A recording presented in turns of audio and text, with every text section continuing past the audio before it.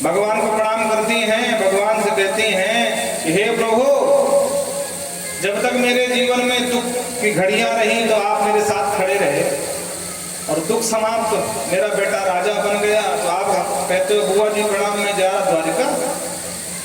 अगर आपके संयोग का मूल हेतु दुख है तो मैं कहती हूं कि मुझे कुंती के जीवन में दुख के कभी बादल न छटे,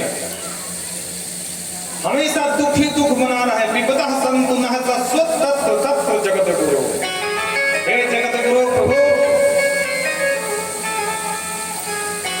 सब तो धन संपत्ति मांगते हैं, 5 रुपए की चिरौनी का भोग लगाते हैं, कहते हैं धन संपत्ति घर आवे कष्ट मिटे तन का। सही कहते हैं, सब सुख संपत्ति मांगते हैं, पर ठाकुर मैं समझ गई हूं, तुम सुख के साथी नहीं हो लेकिन दुख के साथी हो। जब जब मेरे जीवन में दुख रहा तो आप मेरे साथ खड़े रहे, और जहां दुख घटा तो आप हट गए।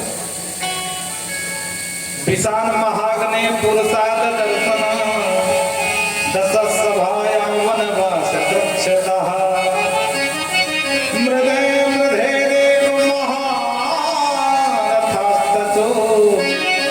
द्रोणस्त्रवश्चास्म हरे विरक्षिता। मां कुंती अपना पूरा जीवन याद कर रही है। विषान महाग्ने, इसी दुर्योधन ने मेरे पुत्र भीम को विष के लड्डू खिला दिए थे, वो गंगा जी में बहा दिया, ये मर जाएगा। पर प्रभु आपकी इतनी बड़ी कृपा रही कि जो विष मारने वाला था वो विष बल प्रदाता बन गया। मेरा बेटा विष के नशे में बहता हुआ जा रहा था, और बहते बहते ये पाताल पहुंच गया। प्रेम से बोलो ना राधे राधे। काहे बैठे हो जैसे? वहां बड़े बड़े भुजंगों ने देखा, भुजंग समझते हो सर को, तो भुजंगों ने हमला कर दिया, मुर्दा समझ के खाने लगे, और सर्पों के डसने से जो विष का लड्डू खिलाया था उसका जहर भी अपने आप नष्ट हो गया। ध्यान रखना, जहर को मारना हो तो जहर का ही इंजेक्शन देना पड़ता, ये नियम है। और जैसे ही विष का प्रभाव समाप्त हुआ तो भीम होश में आ गए, तो भीम ने भुजंगों को मारना शुरू कर दिया। वो बड़े बड़े महावीर नागलोक में थे, भाग कर गए, राजा से कहा वासुकी से सरकार गजब हो गया। बोले क्या हुआ? बोले भगवान जाने कौन सा आतंकवादी हमारे देश में घुस आया और हमको ही मार रहा। अरे और जल्दी बंदी बनाओ उस आतंकवादी को। अब बड़े बड़े महानाग पहुंचे महाराज, महाभट्ट। ये क्या है? बड़े बड़े नाग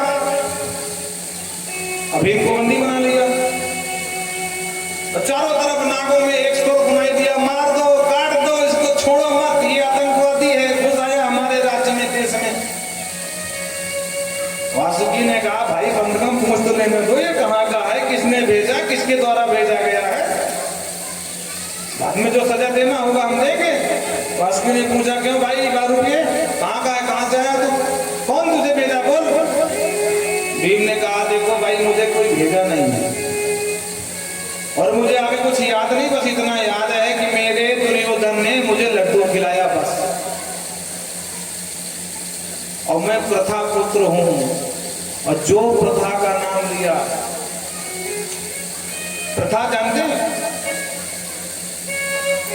ये नागलोक की कन्या थी प्रथा। उस रिश्ते से भीम ननिहाल पहुंच गए थे। वासुकी ने कहा क्या तुम हमारी बेटी प्रथा के बालक हो? बोले हाँ। ओ अरे राम राम राम, अरे छोड़ो छोड़ो छोड़ो भाई, ये हमारा नाती है, इसको मारना मत। बेटा कैसे आए? बोले मुझे कुछ नहीं पता है। वासुकी समझ गया, और वहीं से जब समुद्र मंथन हुआ था तो आप वासुकी नाग ने रस्सी बनने का काम किया था। बोलो राधे राधे। तो सुधा के घड़ा मिल गए थे कुछ। भीम ने कहा खा तो खूब लिया लड्डू, पर पीने को नहीं मिला, प्यास को जोरदार लगी है। वासुकी ने कहा ये सुधा के घड़ा है और जितने घड़ा पी लेगा उतने 1000 हाथियों का बल पा जाएगा। बोलो राधे राधे। तो भीम ठहरे महापेटू, दबा के खाते दबा के पीते थे महाराज। तो फटाफट एक के बाद 10 घड़ा टकार गए और वहां से 10,000 हाथियों का बल प्राप्त हो गया। वहां से लेकर के वापस छोड़ने आए तो वही कह रही है आज कुंती कि जो मेरा पुत्र मर जाना चाहिए, जो विष मारने के लिए था वो विष बल प्रदाता बन गया। मेरा बेटा जब मुझे वापस मिला तो आपकी कृपा से 10,000 हाथियों का बल वापस आकर के मिला। असत्सभाया वनवास कक्षतः। अरे चीर हरण की लीला को कौन भूल सकता है। असत्सभाया, उसको असत सभा कहा गया। क्यों? क्योंकि बड़े बड़े धर्मात्मा बैठे थे पर किसी ने दुशासन को रोकने का प्रयास नहीं किया और ऐसा कुकृत्य होने दिया, इसलिए कहते हैं असत सभायाम। हे प्रभु, जब मेरी बहू की लाज जाने वाली थी और दुशासन पूरी शक्ति लगा करके चीर खींच रहा था और दोनों हाथ ऊपर उठा करके जब मेरी बहू द्रौपदी ने आवाज लगाई हे द्वारकाधीश बचाओ, तो आपने अपने सामने की थाली छोड़ करके और इतने वेग गति से भागे।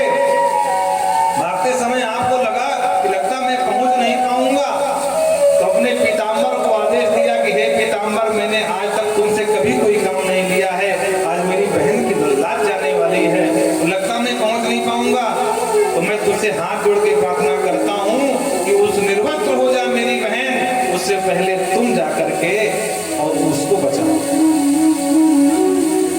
असत्सभायाम वनवास कक्षतः। जब वनवास काल में दुर्वासा के श्राप से आपने बचाया, दुर्योधन के उल्लू बनाने पर दुर्वासा उल्लू बन गए, अब तक पहुंच गए भोजन पाने और वहां एक दाना नहीं, तो प्रभु आप ही पधारे और भगवान जाने बाबा जी को कौन चमन प्रास खिला दिया कि बाबा जी के एकदम भूखे शांत हो गए। बाबा जी उल्टे पैर भाग के जमुना जी पार करके बोले भैया अब ना भोजन करने वाले हो, एक भी इच्छा ना है, घरे तक डकार आ रही है, क्योंकि प्रभु आप विश्वम्भर हैं, विश्वनाथ हैं, कहां तक ये हैं। अरे इसी महाभारत के युद्ध में कौन कह सकता था कि मेरे बच्चे विजयी होंगे, आपने बड़ी कृपा करी। अरे इतनी कृपा तो अपने खुद की मैया के ऊपर आपने नहीं किया। हाँ, आपकी मां देवकी के 6 पुत्र कंस ने मार दिया, पर उन बच्चों को नहीं बचाया आपने।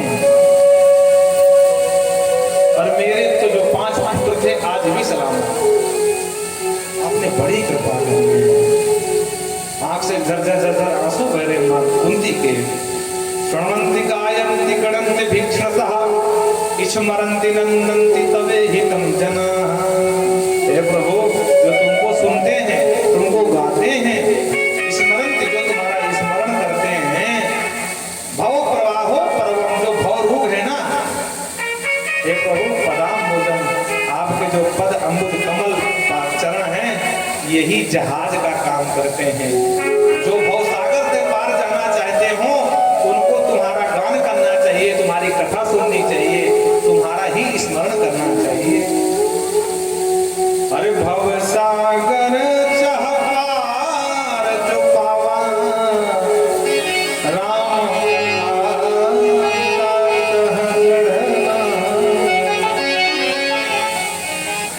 देखो, भगवान ने कहा बुआ जी लगता ज्यादा कुछ भतीजे के ऊपर प्रेम छलक रहा है, ठीक है तुम्हारा मन में तो नहीं जाता हूँ, आज कल चला जाऊंगा। और भगवान ने सबको लेकर के अंदर गए। एक दिन भगवान ने देखा कि सब तो रात में सो रहे हैं पर महाराज युधिष्ठिर बैठे बैठे रो रहे हैं। ध्यान से पूछा, बड़े भैया क्यों रो रहे हो? तब युधिष्ठिर जी ने पूरी राम कहानी सुनाई। कन्हैया, जब मैं सिंहासन को देखता हूँ ना तो मुझे बहुत पीड़ा होती है। क्यों? क्योंकि इस सिंहासन के लिए मैंने अपने राज्य के कितने वीरों की आहुति प्रदान कर दी, कितने माताओं के मांग का सिंदूर मिटा दिया, कितने बच्चों के सर से छत्र छाया, पिता की छत्र छाया जो उसको नष्ट करा दी, कितनी माओं की खोदी खूनी कर दी मैंने। अब मुझे लग रहा है कि ये युद्ध ना होता तो अच्छा होता। अरे हम भिखारी बन के घूम लेते, लेकिन ये युद्ध तो ना होता। भगवान ने समझाने का प्रयास बहुत किया पर समझ में नहीं आया, तो लेकर के और जहां युद्ध हुआ था वहां सब पांडवों को प्रातः काल ले गए और उसी कुरुभूमि में, हरियाणा में पड़ती है, सबको लेकर के पहुंचे जहां वीर पितामह सरकैया पर लेटे थे। सबने किया प्रणाम। अंत में जब अर्जुन ने प्रणाम किया तो भगवान ने पूछ लिया, क्यों भाई अर्जुन, वो तुम्हारा सारथी नहीं आया है क्या? और भगवान मुस्कुरा करके उछल के पास सामने पहुंचे, दादाजी हम आए हैं। ओहो सरकार, आए हो तो कम से कम सामने आ जाओ। भीष्म जी ने कहा, प्रभु वैसे तो मुझे इच्छा मृत्यु का वरदान प्राप्त है, जब चाहता तब मर जाता, पर मैं आपकी प्रतीक्षा कर रहा था। इस वै भगवान साक्षात अद्यो नारायण पुमान। अर्जुन से कहा, अर्जुन जानते हो ये कौन है? अर्जुन ने कहा, हाँ हाँ मेरे मामा के लड़के हैं। भीष्म जी खूब हंसे, बोले वाह अर्जुन, तेरी लीला तू ही जान भाई। कभी मामा का लड़का बताता है, कभी सचिव बनाता है, कभी दूध बना करके शांति उपदेश भेज देता है, अब कभी गुरु जी बनाकर गीता का ज्ञान ले लेता है। यम मन से मातुलेयम प्रियम मित्रम सुहृदम, कभी मित्र बना लेता है। अकरो सचिवम दूतम सौहृदा दत्त सारथिम, और जब आवश्यकता पड़ती है तो महाभारत के युद्ध में सारथी बना करके घोड़ों की लगाम थमा देता है। लेकिन जानते हो कौन है वस्तुतः? तो दादाजी हम तो नहीं जानते। बोले हम बता रहे हैं, ये सब है भगवान साक्षात आद्यो नारायण स्मृतमान। अरे साक्षात आदि नारायण है। भगवान मुस्कुराए, बोले कल बुआ जी परेशान कर रही थी कि तुम भगवान हो भगवान हो, आवाज ये बुढ़े बाबा पीछे पड़ गए। भीष्म जी ने कहा, सरकार मैं चाहता तो अब तक चला गया होता, लेकिन अंतिम इच्छा ये थी कि आपके दर्शन हो जाएं, और मैंने आपकी इतने दिन प्रतीक्षा करी है, तो आपका भी ये धर्म बनता है कि जब तक मैं न चला जाऊं तो आप भी मेरी प्रतीक्षा करिए। सदैव देवो भगवान प्रतीक्षितां कलेवरं यावदिदं हनूम्यहम् प्रसन्नहासारुणलोचनोलसं मुखाम्बुजोध्यानपतश्चतुर्भुजः।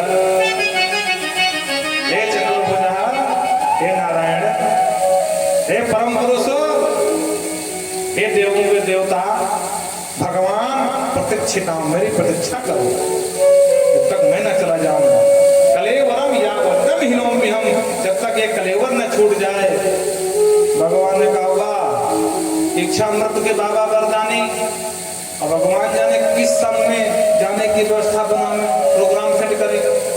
तब तक के लिए हो गई हमारी चौकीदारी, जागते रहो। थोड़ा से मुंह लटक गया भगवान का। भीष्म जी ने तुरंत पढ़ लिया, ओ भीष्म जी ने कहा, सरकार ज्यादा देर नहीं रुकने वाला, थोड़ी देर की बात है, और ये लटका हुआ मुख नहीं देखना है। प्रसन्न हासारुणलोचनोलसं मुखाम्बुजोध्यानपतश्चतुर्भुजः।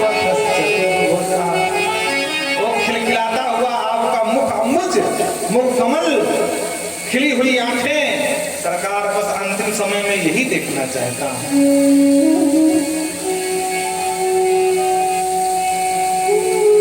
हे प्रभु, भगवान से कहते हैं कि वैसे तो मेरी कोई संतान नहीं है क्योंकि मैंने ब्याह नहीं किया है, पर जिनकी संतान नहीं होती ना वो धर्म की संतान मान लेती हैं। तो मैंने भी धर्म की एक बेटी मान ली है। अब बिटिया का विवाह बिना किए मर जाऊं ये ठीक नहीं है, ये पिता का परम कर्तव्य है, बाहर रह जाएगा। तो मैं सोचता था कि बिटिया का ब्याह कर दूं, पर आज तक कोई अच्छा वर नहीं मिला है। पर आपको देख के लगता है कि जोड़ी परफेक्ट है। और जो बीच में जी को सुना कि बिटिया, तो पांडव देखने लगे, दादाजी ने ब्याह भी ना किए, बिटिया कैसे आ गई भाई। अब बिटिया है धर्म की, तो कौन सी बिटिया किसको माने। जी ने कहा कि मैं कोई दैहिक बिटिया को बिटिया नहीं माना हूँ। फिर बोले कल्पिता वितृष्णा भगवती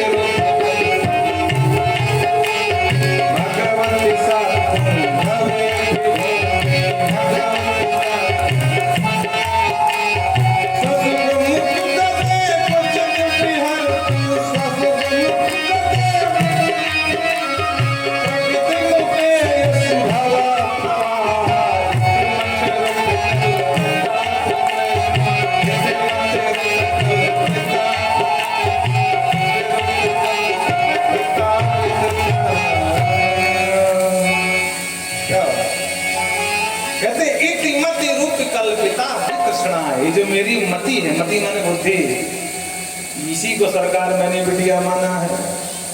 और कृपा करो कि मेरी बिटिया को अपना लो, तो मेरी जो मति है आपकी बन जाएगी श्रीमती। बोलो राधे राधे। आपके चरणों में करने लगेगी रति, तो मुझे भीष्म को मरते समय मिल जाएगी सदगति। प्रेम से बोलो अब जीवन की मेरी इति। बोल भीष्म जी महाराज की। देव धुंधुलियां बजाने लगे, सुमन वृष्टि होने लगी, और एक जैसे कि कलरव पक्षी सब शांत हो गए, और एक महाआकाश में परिणित हो गया, और भीष्म जी सबसे विदाई लेके चले गए। वो भक्तवत्सल भगवान की। कथा पढ़ाना चाहते हैं लेकिन क्या करें, कथा इतनी रसीली है ठाकुर की। वृंदावन बिहारी लाल की जय। इधर सौनक जी महाराज खड़े हो गए। सौनक जी ने कहा सरकार वो क्या हुआ जब उस आपने बताया था कि वो भगवान ने एक बच्चे की रक्षा की थी, उसका क्या हुआ। तब सूत जी सावधान बोले, अरे हाँ हाँ ठीक कहा ऋषु, हम तो प्रसंग ही बदल दिए थे। देखो कभी कभी ऐसा होता ना कि वक्ता कथा कहते कहते कहीं का कहीं बह जाता है, लेकिन जो बुद्धिमान श्रोता होते हैं वो सावधान करते थे, महाराज वो बात तुम छोड़ दिए। बोलो राधे राधे। यहाँ पर यही हुआ भागवत में, सुना रहे थे परीक्षित जन्म की कथा, पहुंच गए सीधा द्वारिका। कहते हैं कालांतर में ऋषियों उस बच्चे का जन्म हुआ। एक बार की बात, अर्जुन साथ में भगवान के द्वारिका गए, 7 महीना लौट के नहीं आए। युधिष्ठिर जी ने अपने भीम से कहा, भीम बात क्या है, 7 महीना गए हो गए और अर्जुन आया क्यों नहीं। गता सप्ताधुनामासा भीमसेन तवानुजः। 7 महीना हो गए, आजकल मुझे कुछ शुभ नहीं दिखाई पड़ रहा है। जो नहीं होना चाहिए वो हो रहा है। गौ माता कभी अपने बच्चिया का दूध नहीं पीती, पर वो भी कर गई।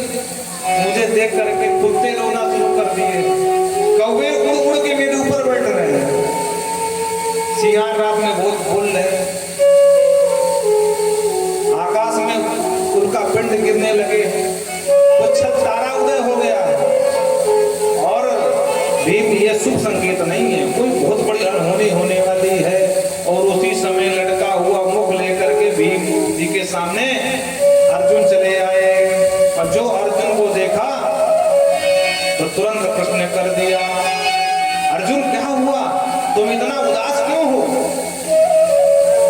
क्या किसी से तुम्हारी लड़ाई हो गई।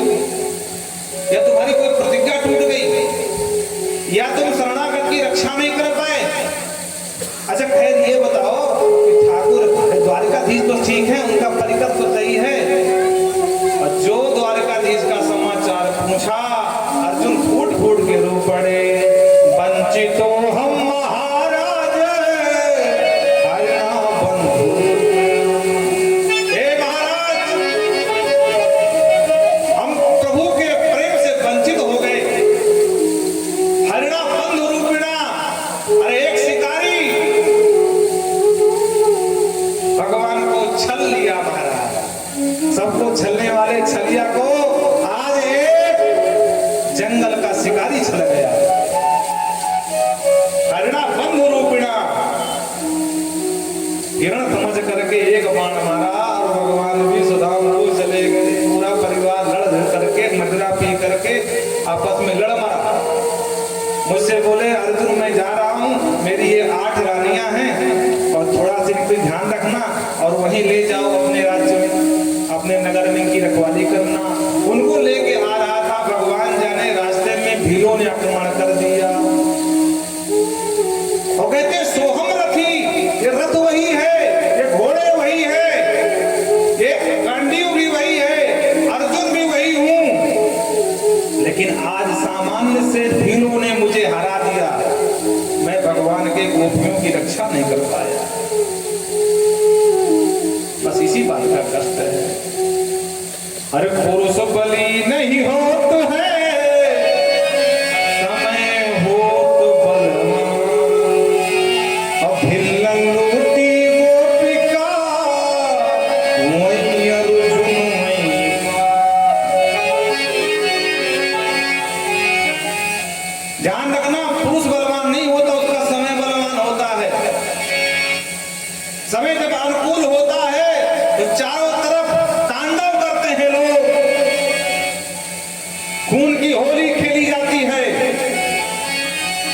और किसी की हिम्मत नहीं होती है कि कोई उनसे एक बार कहते क्या कर रहे हो भाई। स्थिति ये बन जाती है कि पुलिस वालों को घर में बंदी बना लिया जाता है। हाँ? और सरकार के कान में जू तक नहीं रही।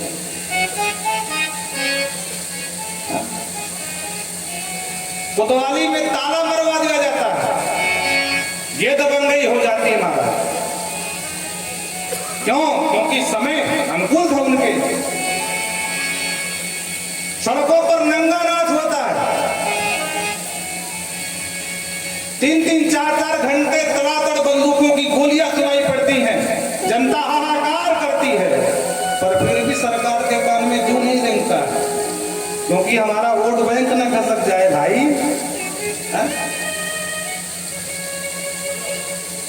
अब आज कहते हैं भाईचारा खत्म हो रहा, तब तुम्हारा भाईचारा कहां चला गया था भाई, जब सबको चारा बनाकर डाल रहे थे वोट बैंक के लिए, तब भाईचारा नजर नहीं आया था।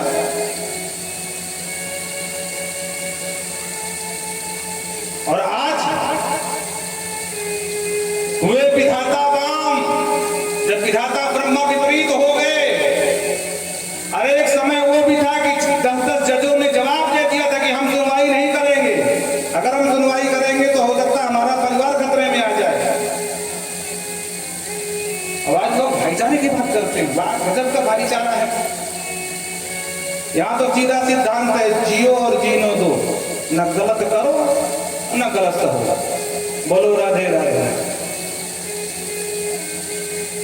हम कभी किसी पर आक्रमण के लिए नहीं उकसाते हैं, लेकिन आत्मरक्षा करना सबका धर्म है, सबका कर्तव्य है।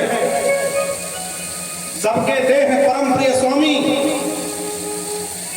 इसलिए अपनी रक्षा स्वयं करो, यह हमारा जन्म सिद्ध अधिकार है।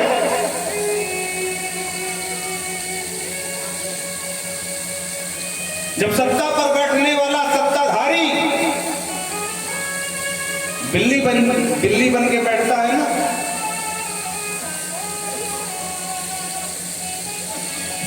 तो आप विश्वास मान के कहो, सियार भी अपने आप को शेर से कम नहीं समझता। हाँ? अर्जुन ने कहा कि आज उनके प्रेम से, उनके कृपा से हम वंचित हो गए महाराज। कुंती मैया ने सुना तो वहीं पर ध्यान लगाया, अपने शरीर को छोड़ दिया।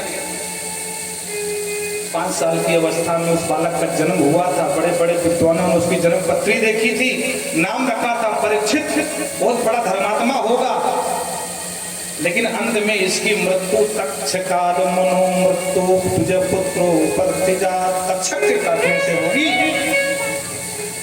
लेकिन एक परम संत सन्यासी की कृपा से इसका कल्याण हो जाएगा। उसी बालक परीक्षित को छोटी सी उम्र में सत्ता का भार दिया। पांचों भाई हिमालय की यात्रा में निकल गए और परीक्षित ने एक दिन विचार किया कि अपने राज्य की जरा सीमाओं को देख लूं, कहीं कोई आतंकवादी तो नहीं घुस रहा है, जरा वहां के निरीक्षण करना जरूरी है। घूमते घूमते जा रहे थे, हर जगह उनके पूर्वजों की प्रशंसा हो रही है। अरे भाई, हमने सुना है वो छोटा सा बच्चा राजा बन गया। अरे क्या राज संभाल सकता है वो बालक? एक कहता क्यों नहीं संभाल सकता? अरे जानते हो किसका बच्चा है? अरे वीर पुत्र अभिमन्यु का है, जिसने कौरवों के दांत खट्टे कर दिए थे युद्ध के क्षेत्र में। लेकिन एक जगह देखा कि गौ माता है, साथ में एक बछड़ा है, जिसके 3 पैर टूटे हैं, एक पैर से रवा रहा है और एक कोई सूत्र चरण मार रहा है गौ माता को। और जो ये दृश्य देखा तो आज महाराज के आंखों में रोष आ गया और डांटते हुए कहते हैं, हे दुष्ट, तू कौन है जो गौ माता को इतना प्रताड़ित करता है? सावधान खड़ा रह, मारो दियम भद्रम ते खलानाम शस्त्री। हे मां, तुम बिल्कुल मत घबराओ, राजा का यह परम कर्तव्य है, खलानाम शास्त्र, खलों का निग्रह करे, दुष्टानाम विनाशाय च, दुष्टों का विनाश करे, ये राजा का परम धर्म है। अरे जिनके लिए हमारे गोविंद गौ पाचारण कर रहे, गोविंद गौ पालन किए, उनके जाते ही तुम्हारे ऊपर इतना बड़ा अत्याचार। मां, आप बिल्कुल मत रुदन करिए। और तलवार निकाल करके जो आगे बढ़े तो वो बेचारा सूर्य दौड़ करके काला कलूटा ठिकाना था, शरण में आ गया। त्राहिमाम राजन, में आपकी शरण में हूं। मारे तो नहीं, क्योंकि शरण में आ गया, क्षत्रिय का धर्म है, शरण में आए हुए को नहीं मानना चाहिए। कहते हैं, हे गौ माता तुम कौन हो?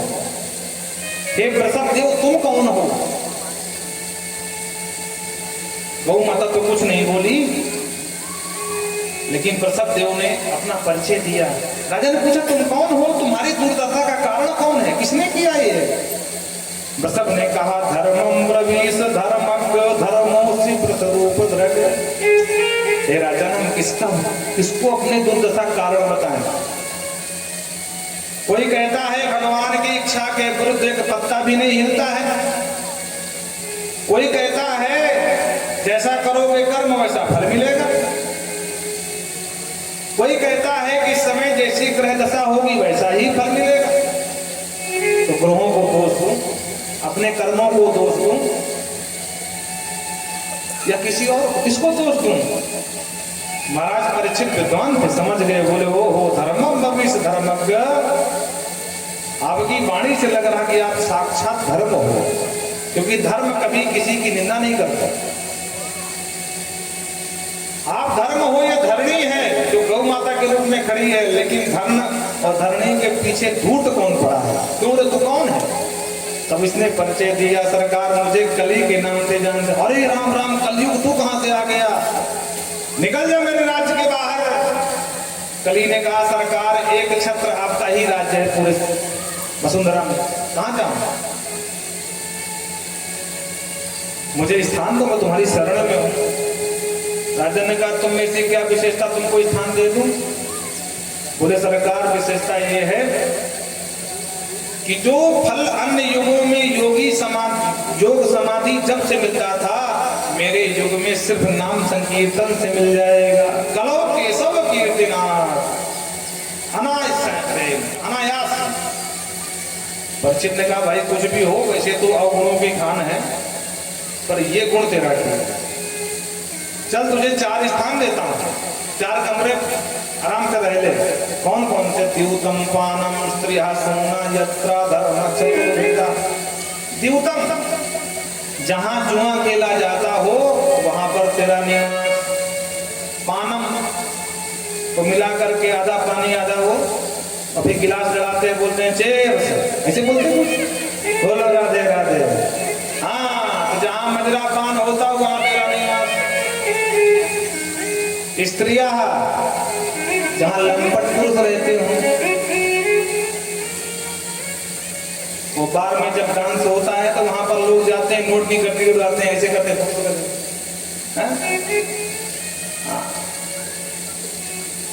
अब रूप बदल गया है, पहले भी नृत्य होते थे, एक दो नृत्यांगना बुला करके लोग गांव में नचवाते थे, तो बड़े बड़े धनी लोग जाते थे और रात भर नोट उड़ाते थे। लेकिन अब थोड़ा सा रूप बदल गया है, पहले थोड़ा सामान्य व्यवस्था थी, अब थोड़ा सा अच्छी व्यवस्था कर दी है, जगह जगह महाराज खुल गए वो। तो वहां पर तुम्हारा निवास है। चौथा, जहां हिंसा होती हो वहां तुम्हारा निवास। कली ने कहा जैसा यात्री वैसे कमरे पकड़ा दिए। अरे मैं भले सुंदर नहीं था, काला कलूटा ठिकना सा हूं, पर मेरा एक गुण तो जोरदार था ना, तो कम से कम एक कमरा देते जो कम से कम बना लेता ड्राइंग रूम, अतिथि कक्ष। भगवान परीक्षित ने कहा ठीक है तो मान लो, तुमको जो चाहिए मांग लो। तो पुनश्च याचमानाय जातरूप मदद प्रभु, पुनः याचना करने पर आत्मरूप प्रदान कर दिया,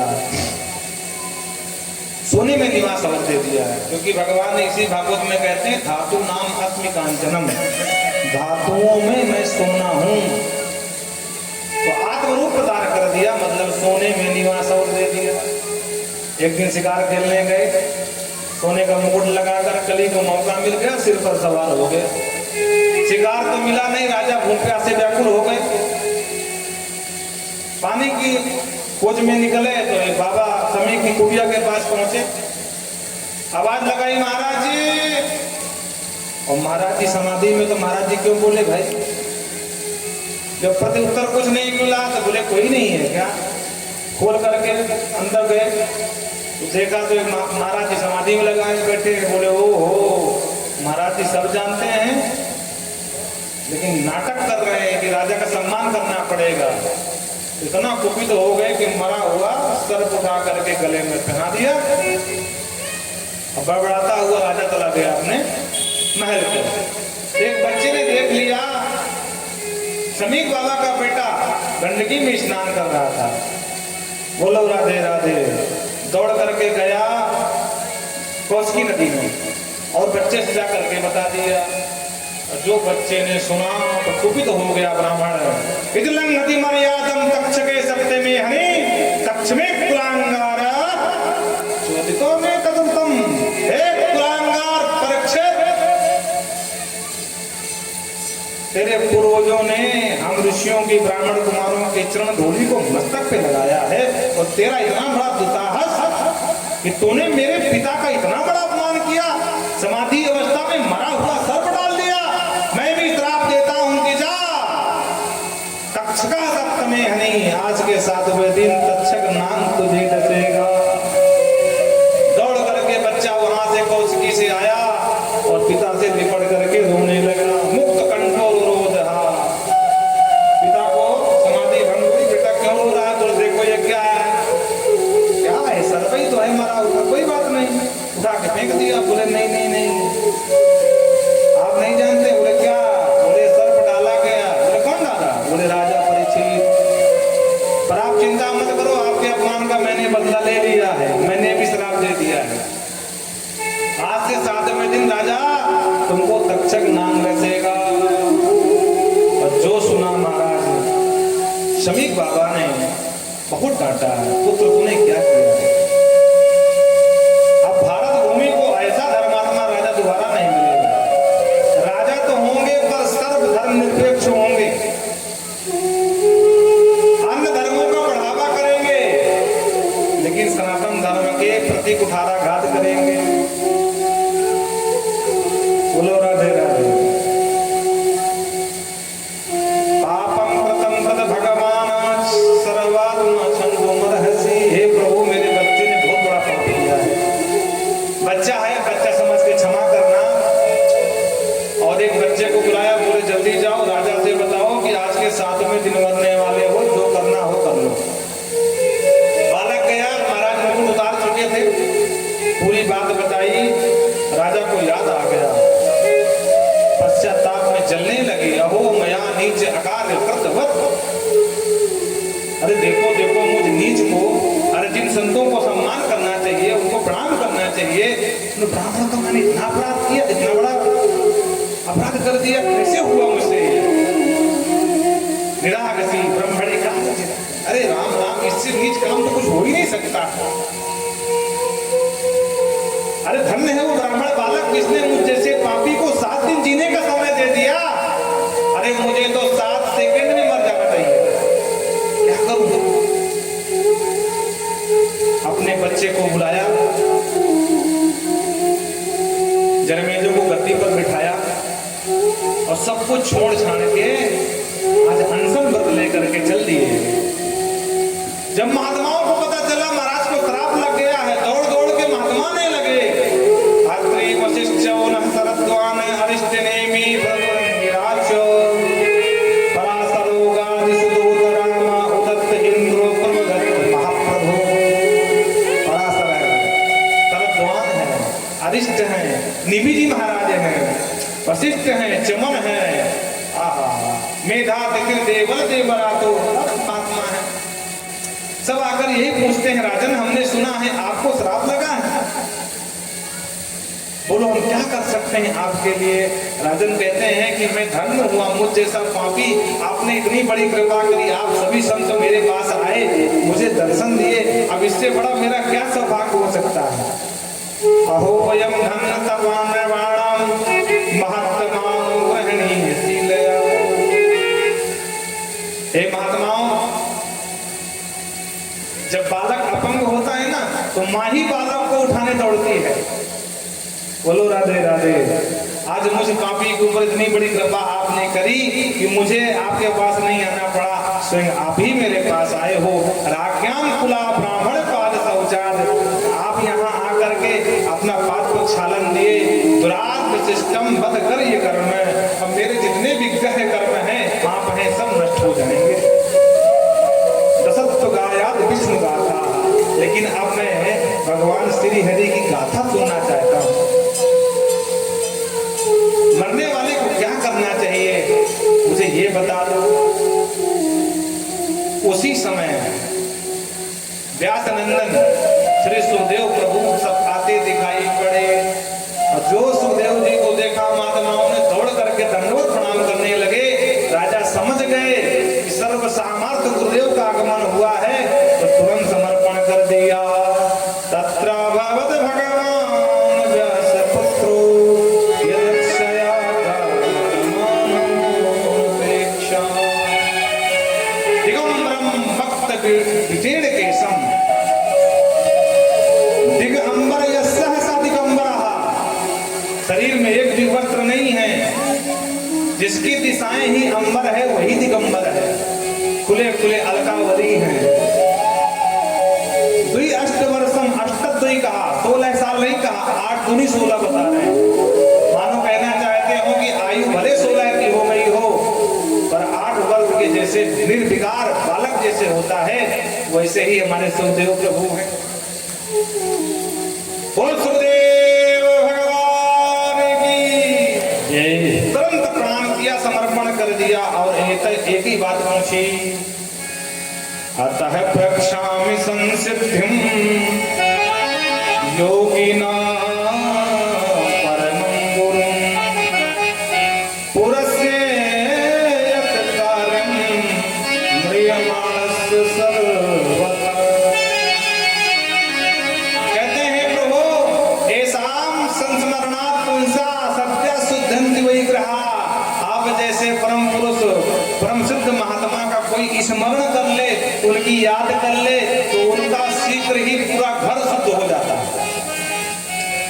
और स्मरण के साथ साथ कहीं दर्शन हो जाए, आहा, और दर्शन के साथ साथ कहीं आपके चरण का प्रक्षालन का धोन मिल जाए, चरणोदक मिल जाए, तब तो कुछ कहना ही नहीं है। ये प्रभु हम आपसे यही पूछना चाहते हैं, ये योगियों के योगी परम योगी प्रभु मरने वाले को क्या करना चाहिए? ये है भागवत जी का मूल बीज। अतः प्रक्षामि सिद्धिम योगिनाम परमं गुरुम पुरस्य यदकारम म्रियमाणस्य सर्वथा। जबकि सभी को मरना है, सभी मरण धर्मा है, पर मरने वाले को ऐसा उपाय क्या करना चाहिए जिससे उसका मरण बन जाए, सदगति हो जाए।